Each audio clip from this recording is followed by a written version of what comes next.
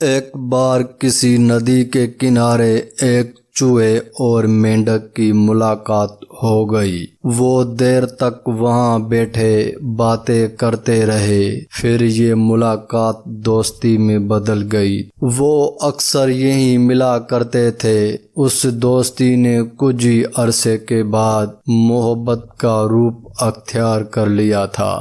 اب جدائی کی ایک گھڑی بھی صدیوں پر برابر تھی۔ ایک دن چوہے نے مینڈک سے کہا، تم ملاقات کے بعد ندی کے پانی کے اندر چلی جاتی ہو تو میں کنارے پر کھڑا تمہارا انتظار کرتا رہتا ہوں۔ اب تو میری یہ حالت ہو گئی ہے کہ تجھ سے ایک پل کی جدائی بھی مجھ سے برداشت نہیں ہوتی۔ تجھ سے اب میری صرف اتنی ایک التجا ہے کہ مجھ سے زیادہ قریب رہا کر اور مجھ سے ملا کر۔ مینڈک نے اپنے عاشق کی باتیں سنی تو اس کا دل بھی بھر آیا۔ مینڈک کہنے لگی، کچھ سوچتے ہیں اس مشکل کا کیا حل نکل سکتا ہے۔ آخرکار دونوں نے ایک ترکیب نکالی۔ وہ یہ تھی کہ ایک مضبوط دھاگا لے کر اس کا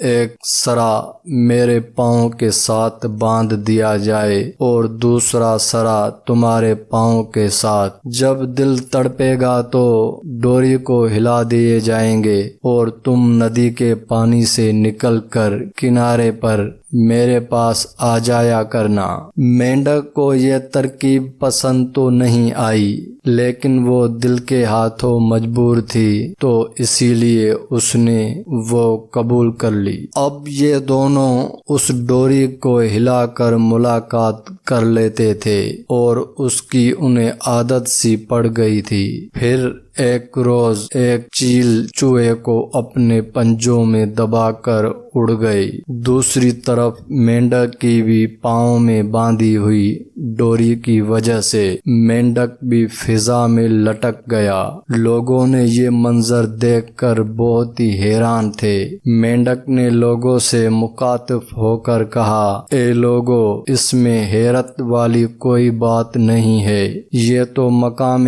عبرت ہے۔ دراصل یہ نااہل سے محبت کرنے کی سزا ہے۔ نااہل سے محبت کا انجام صرف ذلت، رسوائی اور موت ہی ہوتا ہے۔